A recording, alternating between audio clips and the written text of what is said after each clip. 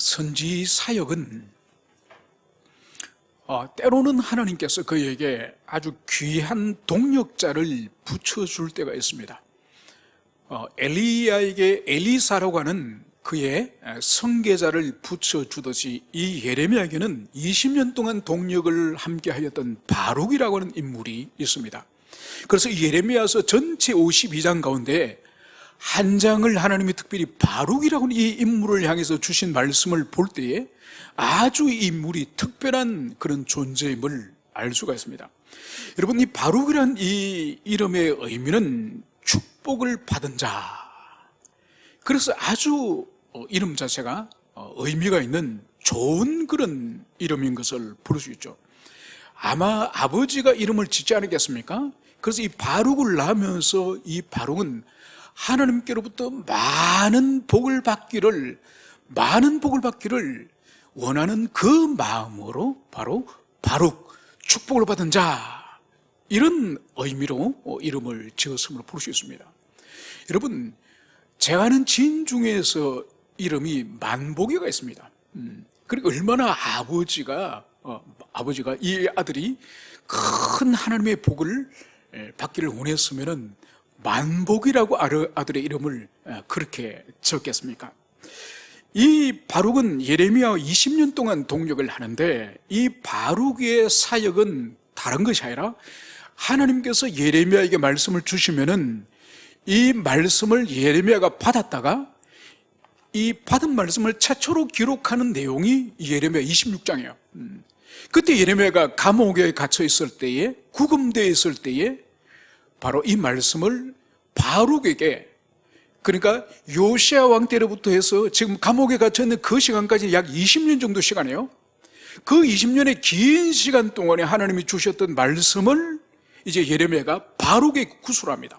그리고 하나님이 기록을 하라 그러셨기 때문에 기록하는 것은 예레미야가 직접 하지 않고 예레미야가 구술을 해주면 곁에서 바룩이 다 기록을 하는 거죠. 그러니까 그 기록을 예레미야 26장부터 이제 바룩이 이 예레미야의 말씀을 기록을 평생을, 그가 이제 나중에 이집트로 끌려가지 않습니까? 이집트로 끌려가서 전해지는 전성에 의하면은 이 예레미야도 이집트에서 돌에 맞아 죽어요. 자기 동족들에게. 그때 바룩도 예레미야와 함께 돌에 맞아서 자기 동족들에게 같이 죽었다고 기록은 없지만 전성이 그렇게 나와 있습니다. 그래서 20년의 긴 세월 동안에 이 바룩은 이 예레미야 옆에서 어떻게 보면 이 서기관은 자기 의지가 없지 않습니까? 자기가 기록하고 싶은 것을 기록하는 것이 아니라 바로 하나님이 선지자에게 주시고, 그리고 선지자가 입으로 구술하는 대로 기록을 하는 것이지 자기 의지가 이 기록에는 반영될 수가 없습니다. 그래서 고대 시대 때는 이 대피를 하는 이 기록관, 서기관이 있는 거죠. 여러분, 로마서 같은 경우에도 바울이 기록한 것이 아닙니다. 바울이 기록을 했을 때에 이 기록하는 드디오가 이제 로마서를 다 기록하였다고 마지막 16장에 바로 드디오가 기록했음을 바울이 분명히 그것을 언급을 하고 있습니다. 그래서 이 바룩은 겉으로 볼 때는 그냥 문서를 기록하는 서기관에 불과하지만은, 그런데 사실 이 바룩의 이 집안과 이 내력을 가만히 보면은 이 사람 집안은 보통 집안이 아니에요. 그러니까 이 바룩의 할아버지가 이 종교계의 주도자였던 요시야 왕의 측근이에요. 그래서 그 당시에 이 예루살렘 성을, 이 도성을 관리하는, 오늘날로 치면은 이 수도가 예루살렘이지 않습니까? 서울시장이에요. 그리고 그 정도 높은 그런 관리고, 그리고 이 바룩의 이 동생, 이 형제는 무슨 일을 하는 거 아닙니까? 바로 시드기야 왕이 마지막에 잡혀서 이제 포로로 끌려가지 않습니까? 그때 이 시드기야 왕을 옆에서 섬긴 시종장이에요. 그리고 오늘날 치면은 대통령 비서실장 정도 되는 지위죠. 그러니까 그 집안 자체가 할아버지가 이 예루살렘 이 부윤, 즉 시장이었고, 자기 형제가 왕의 비서실장 정도 되니 그 집안 자체는 아주 예루살렘의 명문가고, 그리고 거기서 아주 왕가에 영향력을 끼치고 있는 그런 집안의 사람이에요. 그런데 이 바룩이 어떻게 했습니까? 26장에서 보면은 역사 속에서 등장할 때 예레미야가 주시는 말씀을 기록하는, 하나님이 주시는 말씀을 기록하는 그 사역을 이 바룩이 하게 됩니다. 여러분, 우리가 알다시피 26장에 바룩이 기술한 하나님의 말씀은 어떤 말씀이었습니까? 20년 동안 예레미야가 받았던 그 말씀의 본질이 뭐죠? 이제 유다는 그동안 하나님 앞에 지었던 우상 숭배를 비롯하여 죄로 말미암아 이제는 망할 때가 되었다. 이 망하는 이 심판의 칼이 바로 바벨론이다. 그래서 바벨론이 곧 이 성을 공격할 때인데 너희들은 저항하지 말고 싸우지 말고 순순히 항복을 해라. 그리고 포로로 끌려가라. 그러면 너희들이 죽지 않는다. 최소한 생명을 건질 수 있다. 그런데 너희들이 만약 저항을 하고 싸우면은 다 죽는다. 그리고 죽지 않고 살아남은 자는 다 포로로 끌려간다. 그래서 너희들의 살 길은 항복하고 투항하는 것이 너희들의 살 길이다. 이거를 이 바룩이 기술하지 않았습니까? 여러분, 좋은 이야기, 복된 이야기를 전하고 구술하고 기록을 한 것이 아니라 20년 동안 예레미야가 받았던 그 말씀을 이 바룩이 나라가 망하고 죽음을 당하고 포로로 끌려간다고 하는 이 장구한 말씀을 바룩이 그것을 기록하는 거예요. 여러분, 기록하는 거로 끝이 납니까? 하나님께서 예레미야에게 성전에 가서 성전 마당에서 선포하라고 하지 않았습니까? 예레미야는 구금되어 있기 때문에 갈 수가 없어요. 그래서 예레미야가 어떻게 합니까? 바룩에게 너가 가서 기록한 그 모든 말씀을 성전에서 낭독을 하라. 여러분, 그래서 이 유다 전역에서 이 팔레스타인 전역에 흩어져 있던 이스라엘 백성들이 명절을 맞이하여서 이 성전의 예배드리러 제사들이 올라오지 않습니까? 그 많은 사람 앞에서 이 바룩이 하나님의 심판과 이 예루살렘의 멸망과 항복과 포로에 관한 이야기를 이 바룩이 선포하는 거죠. 여러분, 그 하나님의 말씀을 듣고 누가 환영하겠습니까? 누가 좋아하겠습니까? 여러분, 이것은 예레미야에 대한 적대감과 선포하는 바룩에 대한 적대감과 더 나아가서 하나님에 대한 적대감으로 가득한 거죠. 결국은 이 바룩이 어떻게 됩니까?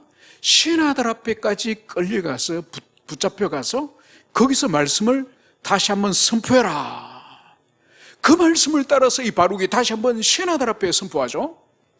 그러니까 신하들이 이 말씀은 큰일 날 말씀으로 알고, 그리고 너는 예레미야와 함께 깊이 숨어라. 그러면서 결국은 이 말씀을 왕에게 알려야 됨을 이제 인식하고 왕에게 결국은 전하는 거죠. 그리고 왕이 그 두루마리를 가져와서 읽으라고 말하죠. 읽으니까 어떡합니까? 칼을 가져와서 읽은 부분에 대해서는 칼로 잘라가지고 화로에 불태워버리는 거죠. 그러니까 여러분, 위로는 왕으로부터 아래로는 백성들까지 모든 이 하나님의 백성들의 이 내면 속이 선지자와 하나님에 대한 이 반감, 적대감으로 가득 차 있는 시대가 바로 이 시대예요. 바로 이런 시대에 이 바룩이 말씀에 대하여 반응하는 이 동족 이스라엘, 그리고 하나님에 대한 적대감을 가지고 있는 이 동족의 모습을 보고 이 바룩이 얼마나 심령이 상하고 심령이 절망스러우며 심령이 고통스러웠는지 바로 이 바룩에 대한 하나님의 특별한 위로와 권면의 말씀이 바로 이 45장의 말씀인 것을 볼 수 있습니다. 이제 이 배경에 대한 이해를 가지고 오늘 5구절 이 본문을 살펴보도록 하겠습니다. 오늘 1절에서는 이 시기가 유다 요시야 왕 아들 요야김 넷째 해에 네리의 아들 바룩이 예레미야가 불러주는 대로 이 모든 말을 책에 기록하니라. 그때에 선지자 예레미야가 그에게 말하여 이르되, 여러분, 오늘 이 사건이 언제 있었던 사건인지 정확하게 기록을 합니다. 바로 요시야 왕의 아들 요야김 넷째 해에. 여러분, 지금까지 우리가 잃고 묵상했던 것은 언제입니까? 시드기야 왕이에요. 시드기야가 야반도주하다가 붙잡혀가지고 아들들이 다 죽임을 당하고 이 왕의 본인은 두 눈이 뽑힌 사건까지 우리가 다 살펴봤습니다. 그런데 또다시 20년으로 거슬러 오라는 거예요. 그래서 예레미야 이 특징 중 하나가 시간대별로 쭉 이렇게 기술된 것이 아니라 기술을 하다가 또 20년 전에 올라가고 또 20년 후로 돌아오고 또 20년 전으로 올라가고 이 시점이 수시로 바뀌는 것을 볼 수 있습니다. 이것이 예레미야서의 특징 중 하나예요. 그래서 시드기야의 그 포로됨을 기술하고 있다가 또다시 이 요야김 이 등극 4년째로 거슬러 올라가는 것을 볼 수 있습니다. 그래서 시드기야로부터 한 20년을 다시 역사로 거슬러 올라가는 사건임을 알 수 있는 것이죠. 바로 네리의 아들 바룩이 예레미야가 불러주는 대로 이 모든 말을 책에 기록하니라. 이게 조금 전에 제가 잠시 전에 말씀드렸던 예레미야 26장에 하나님께서 너가 20년 동안 말씀 사역했던 그것을 이제는 문서로 기록해라, 책에 기록하라. 그 말씀을 하나님이 주셔서 이 바룩을 불러다가 기록을 하였죠. 그래서 기록이 모두 이 끝난 그 해가 요야김 4년째 되는 이 해인 것을 볼 수 있습니다. 여러분, 바로 이 해에 하나님이 지금까지 예레미야에게 주신 말씀을 온 유다 백성들에게 선포하고 왕에게 들려주도록 이 일을 행하신 것을 볼 수 있습니다. 여러분, 이 요야김 넷째 되는 이 해, 예레미야로 하여금 하나님의 말씀을 기록하게 한 이 해는 특별한 해예요. 특별한 해이기 때문에 하나님이 이 말씀을 기록하여서 백성들과 왕에게 들려준 해입니다. 여러분, 이 해는 기원전 605년경이에요. 이 605년경에 무슨 일이 있었는가 하니까 이 해에 갈그미스 전투라고 하는 전쟁이 있습니다. 그런데 이 전쟁이 있기 전에 605년 이전에 609년에 우리가 머깃도 전쟁을 먼저 기억을 해야 됩니다. 그러니까 4년 전, 그러니까 4년 전이니까 이 요야김이 등극하는 그해 말이에요. 그리고 요야김이 등극을 하는 해는 전임 왕이 있었겠죠, 그죠? 여아사라고 하는 자기 형제가 3개월을 왕을 해요. 그 여아사는 왜 3개월밖에 하지 못하느냐? 바로 그 여아사의 아버지가 요시야 왕이에요. 이 요시야 왕이 이제 남쪽에서 이집트 군대가 북쪽에 아수르가 있습니다. 아수르와 그리고 이 바벨론이 지금 신흥 강자로 등장하고 아수르는 옛 강자고, 그래서 이 이집트가 바벨론을 치려고 올라오는데 이 이스라엘을, 이 유다를 통과해야 되는 거야. 그리고 유다를 통과해야 되는데 좀 길 좀 비켜달라 그런다고 수많은 군대가 쳐들어오는데 어느 왕이 지나가십시오. 여러분, 누가 그러겠습니까? 여러분, 임진왜란에 도요토미 히데요시가 이 동래성을 침입할 때 이 동래부사 이 송상현에게 뭘 말했습니까? 우리가 명을 치러 가니 길을 좀 내주시오. 길을 내달라 그랬습니다. 여러분, 길만 내주면 조선을 치지 않겠다는 거예요. 여러분, 그런데 누가 수십만의 군대가 쳐들어왔는데 지나가십시오. 그런 왕이 어디 있습니까? 그래서 임진난이 터졌던 것처럼 이 머깃도에서 바로 이 남쪽에서 올라오던 이집트 군대가 올라오니 이 요시야 왕이 나간 거예요. 요시야 왕이 나갔을 때에 이 전쟁을 이 바로 누구가, 이 파라오 누구라고 하는 이 파라오가 비켜라.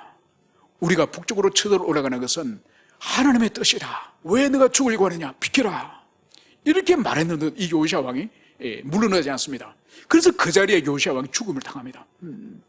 그러면서 이제 이 요시야 왕이 죽으면서 나라가 완전히 이제는 뒤집어지는 거죠. 요시야 왕이 우리가 알다시피 마지막 경건한 왕, 마지막 종교개혁의 왕이었는데 바로 이 왕이 일찍이 30대 요절합니다. 일찍이 죽으면서 이제 나라가 완전히 이후에 4명의 이 아들과 손주들이 왕을 하면서 나라를 완전히 말아먹어버려요.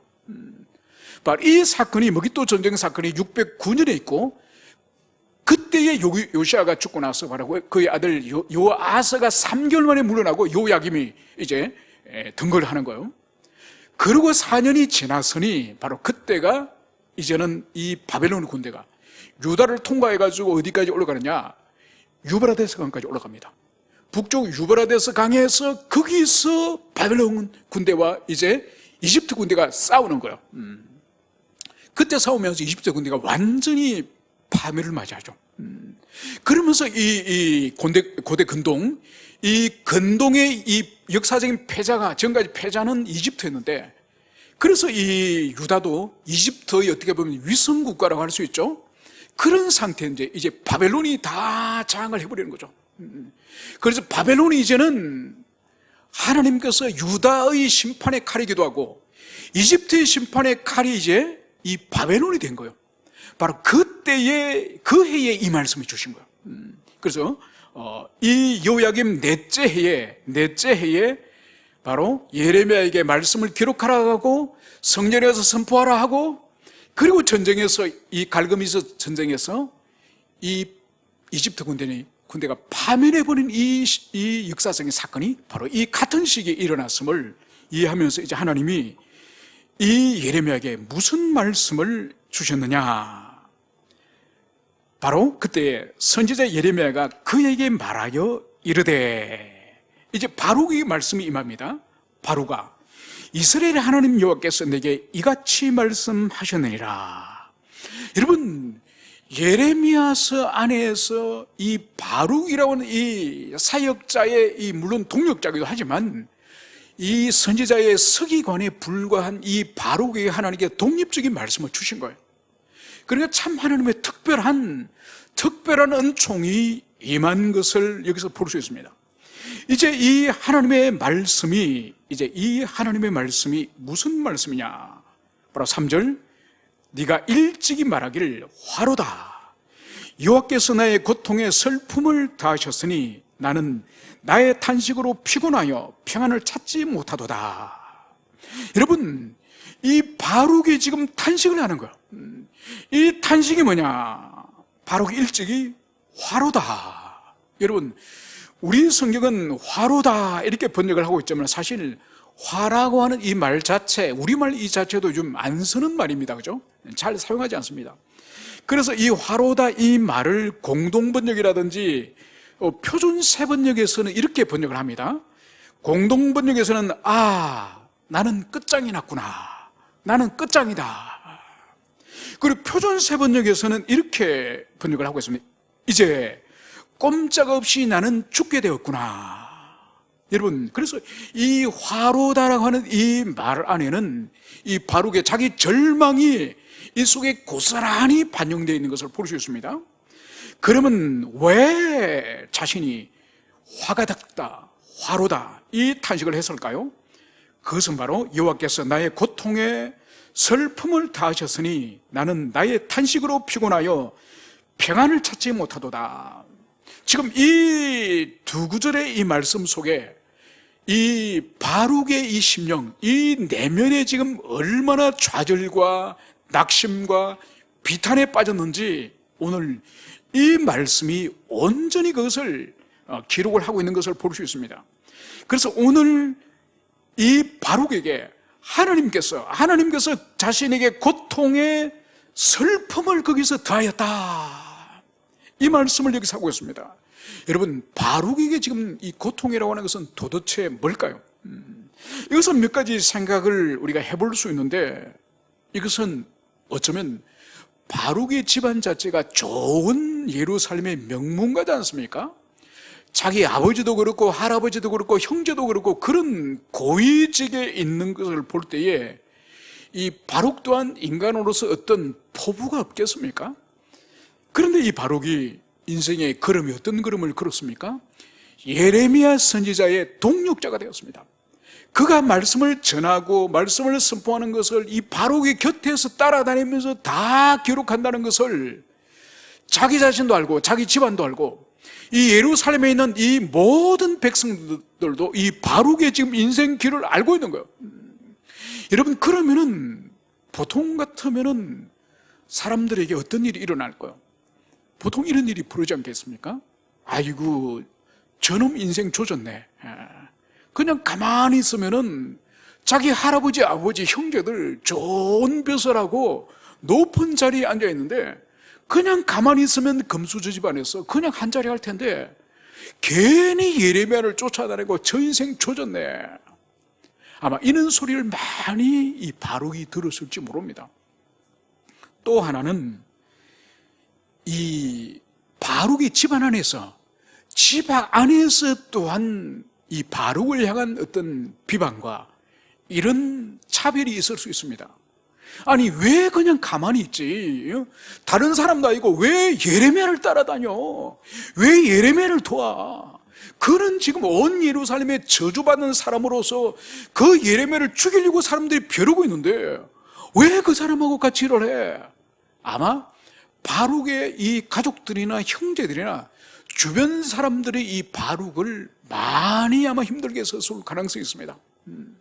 물론 이런 문제도 있겠지만은 지금 이 바룩의 고통은 이러한 인간적인 고통과 슬픔보다는 아마 이런 부분이 되었을 거예요.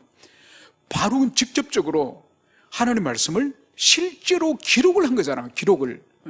여러분 오늘날도 성경을 통독을 하는 분들도 있지만은 좀 더 시간이 걸리지만은 성경 필사하시는 분들 있지 않습니까? 필사하는 분들의 이야기를 가만히 들어보면 이런 이야기를 하는 걸 듣습니다. 목사님, 필사를 하면요 통독을 3번에서 5번 하는 효과를 한 번 필사를 할 때 저는 경험했습니다. 확실히 맞는 말이에요. 여러분 단순히 어떤 글을 쓰면은 기계적으로 손만 쓰는 것이 아니에요. 그 어떤 단어를 쓰고 문장을 쓰면서 이 머릿속으로 그것을 의미를 하면서 엄미를 하면서 기술을 하지 않습니까? 그러니까 그 본문의 말씀을 훨씬 더 깊은 감화를 영향력을 받는 거예요.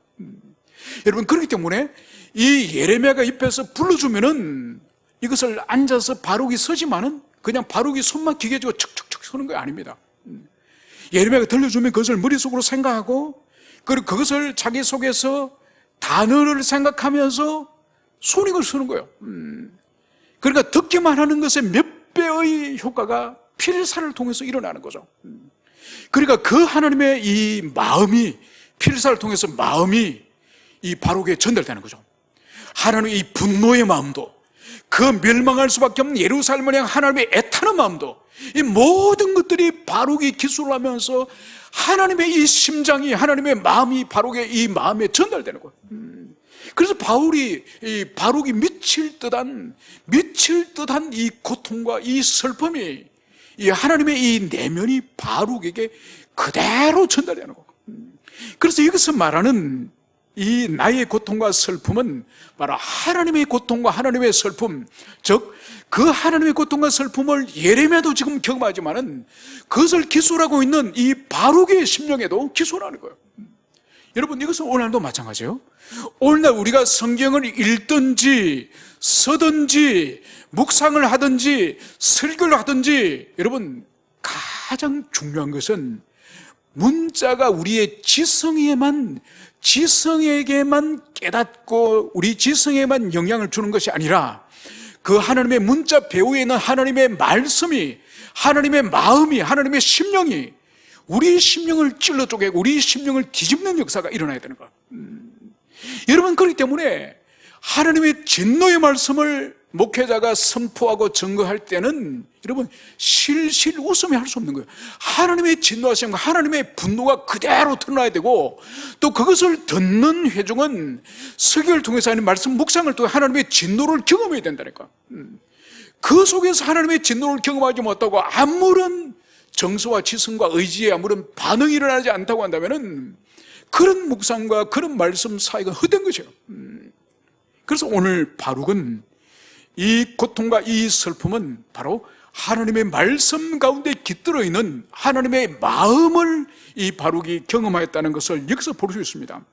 그래서 나는 나의 탄식으로 피곤하여 평안을 찾지 못하도다. 이 바룩에는 평안이 없는 거예요.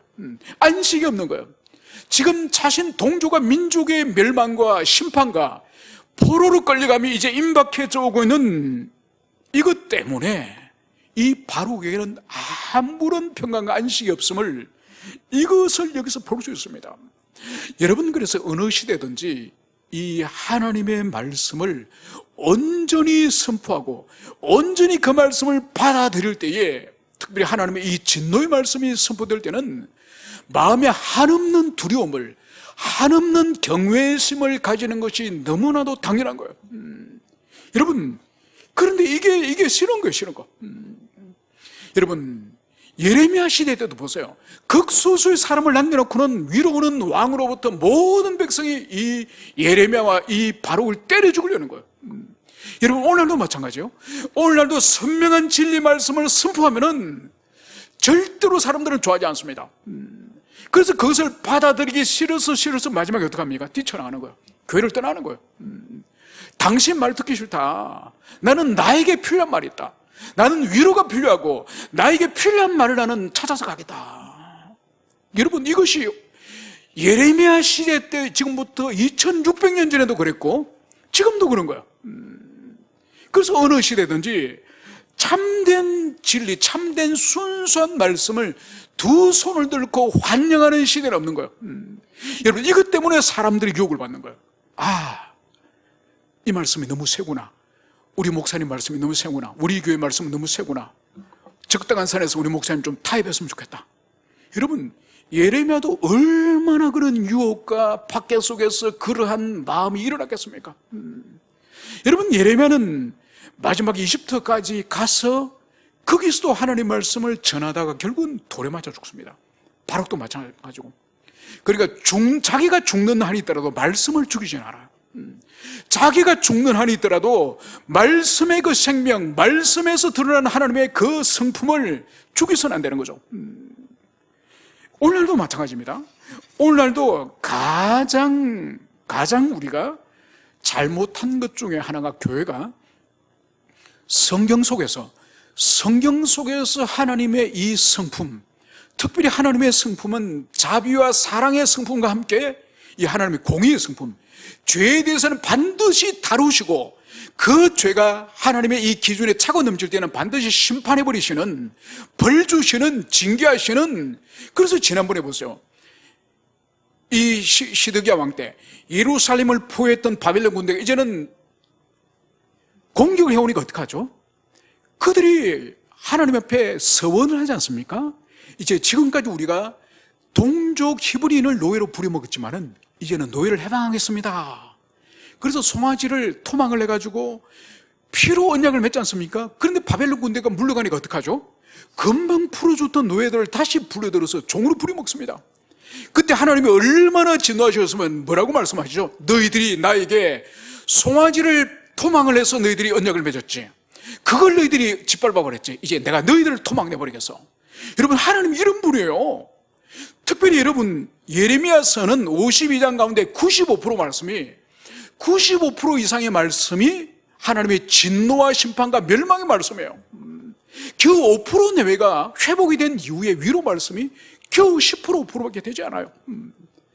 그런데도 이 말씀 가운데 하나님의 우리 진노와 하나님의 이 공의의 성품을 경험하지 못한다고 한다면 우리는 묵상도 헛된 것이고 말씀도 헛되이 배우는 거예요.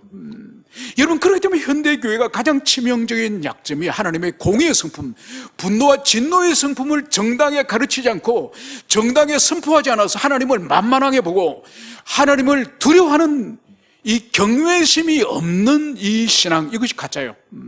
이것이 가장 큰 문제예요. 그래서 말씀 속에서 하나님이 우리에게 경고를 하고 두려운 말씀을 주는데도 아무런 정서에 찔림이 없는 거예요. 아무 문제가 없다는 거예요. 그것은 정말 교회가 하나님에 대한 정당한 가르침이 아닌 그것을 볼 수 있습니다. 그러면서 이제 오늘 하나님은 이렇게 말씀합니다. 너는 그에게 이르라. 이제 예레미야에게 바룩에게 말씀을 전할 것을 말하는 거죠. 여호와께서 이와 같이 말씀하시기를, 보라, 나는 내가 세운 것을 헐기도 하며 내가 심은 것을 뽑기도 하노니 온 땅이 그리하겠거늘. 여러분, 여기서 오늘 하나님께서 당신의 사역, 우리 이 하나님의 사역을 내가 세운 것을 헐기도 하고 심은 것을 뽑기도 하나니. 여러분, 이것은 무슨 이미지죠? 여러분, 이것은 집을 세우기도 하고 세웠던 집을 하나님이 허물어뜨리기도 하고 그리고 나무를 심기도 하시고 심은 나무를 뽑기도 하는 이 집을 세우는 이미지와 나무를 심는 이미지, 두 이미지를 주님이 지금 가지고 말씀하시는 거예요. 여러분, 이 말씀을 여러분들이 묵상을 하면서 어디서 많이 본 그런 안면이 있는 말씀이 아닙니까? 여러분, 이것은 이 예레미야를 시작하면서 예레미야 1장 10절에서 하나님이 예레미야를 선지자로 세울 때, 그가 아직 어린 연수한 나이에 이 예레미야를 사역자로 부르지 않습니까?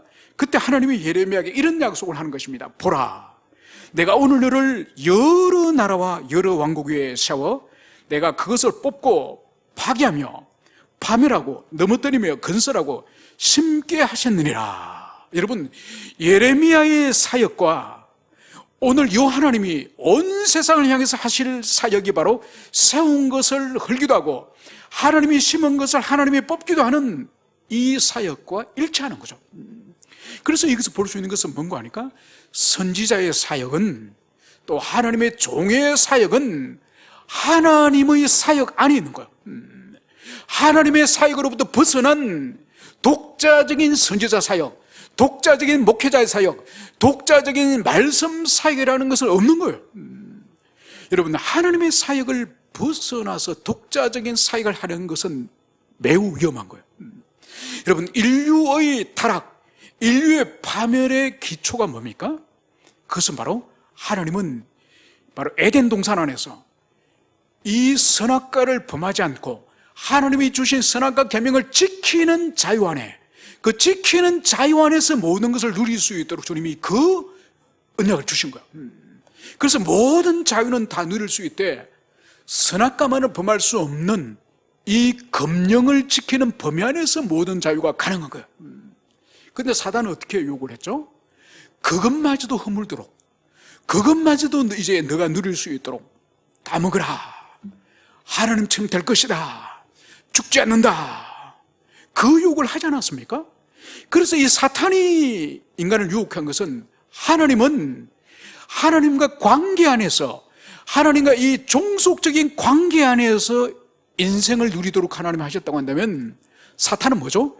하나님과 독립선언하고 이제 하나님과 상관없는 독자적인 삶을 살 것을 사단은 유혹한 거죠. 그래서 하나님께서는 인간에게 무엇이 선이고 무엇이 악인지 이것은 하나님이 정하는 거예요. 인간이 무엇이 선이고 악이고 정하는 이 입법은 하나님이 하는 거예요. 우리 인간은 지키는 것이 우리 인간의 사명이에요. 그런데 뱀은, 사단은 어떻게 요구를 했죠? 하나님의 법 같은 건 이제 지키지 말라는 거예요. 이제 네가 선악과를 따먹고 너의 지식이, 너도 이제 선과 악을 아는 지혜를 가지면 네가 법을 만들어라는 거예요. 그래서 사탄이 말하는 것은 하나님의 입법을 이제는 거부하고 네 스스로 독자적인 입법권을 가져라. 이것이 사탄의 유혹이죠. 그래서 우리 인간은 항상 하나님과 바른 관계 안에서 이 땅에서 분복과 행복을 누리도록 주님이 창조하셨는데, 사탄은 하나님 관계를 떠나서 독립적인 행복과 사랑을 이제 누리라, 이 말을 하는 거죠. 그래서 오늘 보세요. 이 선지자 예레미야의 사역은 오늘 이 45장에서 하나님의 사역, 이 사역과 정확하게 일치하는 거죠. 그래서 선지자 사역은 하나님의 사역 그 안에서 사역을 하고 누리는 거예요. 여러분, 이것은 오늘 우리에게도, 특히 목회를 하는 목회자들에게도 큰 도전과 주의 깊음을 주시는 말씀이에요. 그래서 오늘날 이 목회자들도 교회에 이런 사역이 도움이 될 거다, 우리 교회는 이런 사역이 도움이 될 거다, 이런 사역을 개발하고 그것을 또 전파하고 그것을 성도들이 가르치되, 성경 안에 하나님의 계시 말씀 안에 있는 것을, 그것을 다뤄야지 하나님의 계시 밖에 있는 것을 찾으면 안 되는 거예요. 여러분, 최근에 우리 한국교회 수만 명의 큰 교회의 담임 목회하던 분이 하루아침에 쫓겨났습니다. 성도들 가면 이 고별 인사도 못하고 그날 그냥 사라졌습니다. 그 교회의 원로 목회자와 관계가 있는 일인데, 이분이 한국교회에서도 설교자로서 유명하죠. 그런데 이분이 오래전에 안식년을 맞이하여서 미국을 갔습니다. 미국을 가서 거기서 안식년에 가서 무엇을 배워왔냐? 관상기도를 배운 거예요. 그 관상기도를 배우러 갔는데 거기 센터 가보니까 온 기독교 온 종파들이 다 와 있는 거예요. 특히 많은 종파가 뭐냐? 바로 성공회, 앵글리칸 성공회와 그리고 주도적인 그 관상기도의 주도적인 지도자 그룹이 누군가니까 로마 카톨릭이요. 로마 카톨릭 사람들이 주도적으로 그 관상기도를 준비하고 그것을 훈련하고 연습하는데 이 분이 안식년을 맞이해서 거기에 들어간 거예요. 그것을 배워가지고 이분이 돌아와서 자기 교회 교인들에게만 퍼뜨렸으면 괜찮은데 온 한국교회의 관상기도를 다 퍼뜨렸어요. 여러분 그 본질이 뭔지 아십니까? 하나님과 주파수를 맞춰라. 하나님의 음성을 들어라. 여러분 우리 속에 하나님이 들어와 계신다니까요. 예수님 우리 속에 계시죠. 성령님 우리 속에 계시는 뭘 찾아다녀요? 뭘 찾아다녀요? 그리고 우리 안에 계시는 성령님이 우리에게 주신 이 성경 말씀, 하나님의 온전한 말씀이지 하나님의 목소리이신 이 말씀을 우리 속에 계신 성령님이 조명해 주지 않습니까?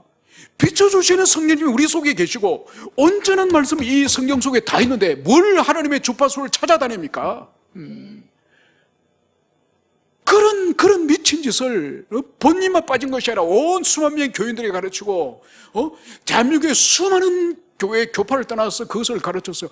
얼마나 영적으로 혼탁하게 만들어버렸습니까? 여러분 진리를 떠나니 시간이 지나니까 그 교회가 아주 희한한 교회가 되어버리고 다른 목회자를 하루아침에 쫓아보내버리는 이런 이 세상에서도 주식회사를 경영하더라도 CEO가 퇴직을 하면은 인사를 하고 직원들하고 인사를 하고 떠나지 않습니까? 하루아침 쫓아보내버린 거예요. 이런 폐륜적인 일이 일어나게 된 원인은 파고 들어가 보면은 진리를 떠나면 무리한 일도 함부로 벌어지는 그것을 볼 수 있습니다. 그러면서 오늘 이제 하나님이 이 바룩에게 하나님이 권면을 하십니다. 5절 네가 너를 위하여 큰 일을 찾느냐 그것을 찾지 말라. 오늘 하나님은 바룩을 위해서 충고를 하시고 이제 조언을 하시고 만류를 하십니다. 하나님은 바룩의 중심과 인간의 내면을 정확하게 바라보시는 분이에요. 지금 네가 너를 위해서 큰 일을 찾느냐. 여러분 이전 개혁판에서는 이 큰 일을 이렇게 번역을 합니다. 네가 너를 위하여 대사를 도모하느냐. 지금 하나님의 이 마음으로 바룩의 중심을 볼 때 바룩은 어떤 큰 일을 도모하려고 그 일을 찾고 있다는 것을 여기서 볼 수 있습니다. 여러분 우리 성경은 큰 일을 찾다고 번역을 하고 있지만 이 빠가시라고 하는 이 히브리어는 이것이 민수기 16장에 사용됩니다. 16장에 보면 이 16장이 어떤 상관인 거니까 이 아론이 대제사장인 것에 대해서 이 레위지파 가운데 고핫 집안이 반감을 일으키지 않습니까? 아니 왜 아론과 아론의 자손만 왜 대제사장 하는데 우리도 제사장을 세워달라. 그래야 거기에서 들고 일어난 사람이 고라 일당이죠, 그죠? 그때 제사장 직분을 요구하더라, 찾더라, 그것이 빠가시예요. 그래서 이 빠가시는 이 찾는 이것은 성경 속에 부정적인 무언가를 요구할 때 부정적인 것을 요구하는 거예요. 그러니까 지금 이 바룩이 지금 너는 너 자신을 위해서 큰 일을 지금 찾고 있다. 그것을 요구하고 있다. 그것을 하나님이 지금 지적하시는 거예요. 그래서 하나님은 큰 일이 뭔지를 말씀하지는 않으세요. 그런데 바룩 자신은 분명히 알 겁니다. 하나님이 지금 네가 지금 너 자신을 위해서 큰 일을 찾고 있구나. 이 바룩은 이 말씀을 듣는 순간에 아마 속이 뜨끔했을 거예요. 여러분 우리가 볼 때는 바룩이 보세요. 금수저의 집안임에도 불구하고 그 시대에 가장 저주스러운 짓을 한다고 알려졌던 예레미야를 따라다니면서 사역을 할 때 바룩은 사실 아무런 출세의 의욕이라든지 사심이 없는 사람처럼 보입니다. 그런데 하나님 보실 때는 사심이 있다는 거예요. 뭔가를 지금 큰 일을 추구하고 큰 일을 지금 원하는 것이 이 바룩의 심령에 지금 있다는 거예요. 그래서 하나님이 너 그것을 찾지 마라. 그것을 추구하지 마라. 그것을 탐하지 마라. 하나님이 이 말씀을 여기서 하는 것을 볼 수 있습니다. 여러분, 그는 도대체 이 바룩이 개인적인 지금 어떤 야심이 있다는 것을 하나님 말씀하시는데 이것이 도대체 뭘까요? 여러분, 하나님 말씀하지 않지만은 우리가 추론해 볼 수 있는 것이 바로 뭔고 하니까, 이 바룩은 집안 자체가 어마무시한 집안이기 때문에 자신 또한 이 말씀 사역을 하면서 큰 어떤 이 예레미야나 이사야나 과거의 위대한 하나님의 종 모세와 같은 그런 필적할 만한 그런 사역을 하기를 원했을 겁니다.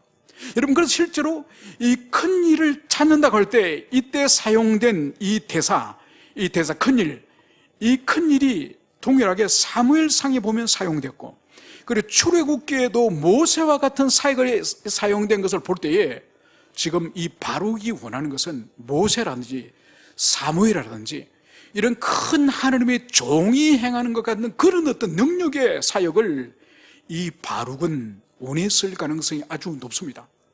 그래서 우리가 추론해 볼 수 있는 것은 바로 이 바룩이 예레미야의 말씀을 선포하고, 그리고 이 말씀 사역을 입에 쑥 들으면서 자신의 말씀을 통해서 큰 어떤 역사가 일어나기를 이 바룩이 사역적 포부, 사역적 어떤 목표, 이런 것을 이 바룩이 꿈을 꿀 수가 있습니다.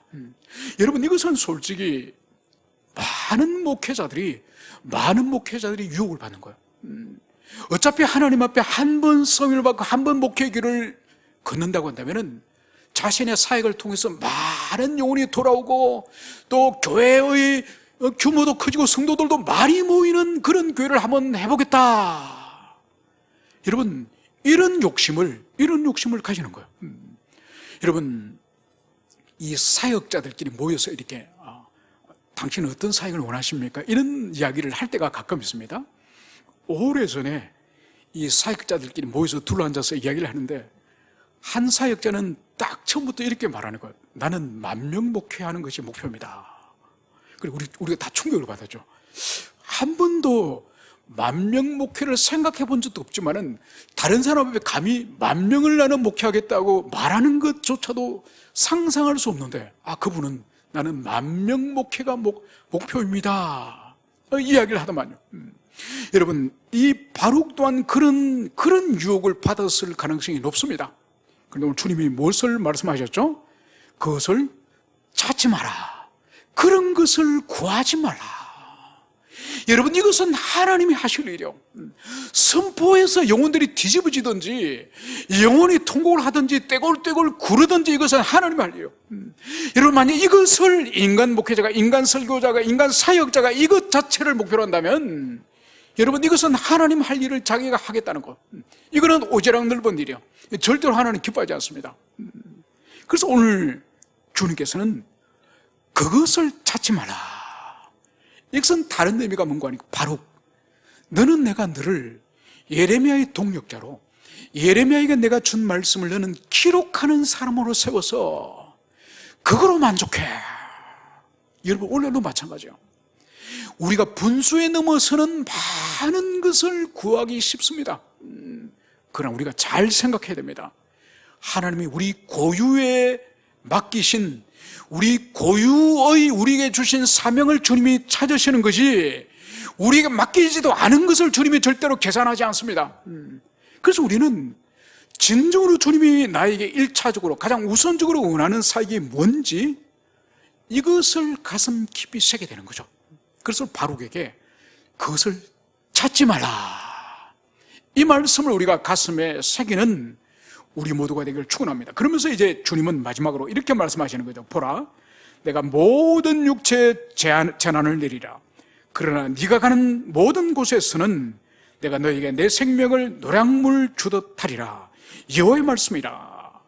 이제 예루살렘이 이제 불타고 죽임을 당하고 모든 이제 이 살육과 파멸이 일어난 이 현장 가운데서 오늘 하나님이 어떤 약속을 주시죠? 네가 가는 모든 곳에서는 내가 너에게 내 생명을 노량물 주듯 하리라. 여러분, 생명을 노량물 주듯 한다는 이것은 이 당시에 예레미야 시대 때 사용되어지는 어떤 관용적 표현이에요. 여러분, 고대 시대 때는 전쟁에 나가면 승리하고 이기고 들어오면 약탕물, 이 노량물을 가지고 오지 않습니까? 이 전리품을 가지고 돌아옵니다. 이것이 특권이에요, 승리한 사람들의. 그런데 전쟁터 나가서 패전을 하고 돌아오면은 노량물이 있을까 없을까? 없는 것이 너무나 당연한 거죠. 그래, 노량물이 있습니다. 바로 자기 생명이요. 그래서 여기서 보십시오. 너에게 네 생명을 노량물 주듯 하리라. 이것은 다른 전리품, 다른 노량물을 가져오지 못하고 겨우 살아서 돌아오는, 다른 동료들은 다 죽었더라도 자기는 살아서 돌아오는 이것이 바로 자기 생명이 노량물이에요. 그래서 모든 사람들이 예루살렘이 불타고 죽임을 당하고 그럴 때에 내가 너의 생명은 책임져 주겠다, 너의 생명은 보존해 주겠다, 이 약속의 말씀을 오늘 하나님이 바룩에게 주는 거야. 여러분, 이것보다 더 큰 복이 어디 있습니까? 큰 업적을 남기고 사람들에게 박수받고 유명한 삶을 살다가 비명행사를 한들 무슨 의미가 있겠습니까? 오늘 우리가 이 말씀을 통하여서 하나님 우리에게 원하는 것이 도대체 뭔지, 우리가 헛된 것을 구하고 헛된 삶을 살지 않기를 주님 앞에 우리 모든 지체들이 결단하는 우리 모두가 되기를 축원합니다. 함께 우리 기도하시겠습니다.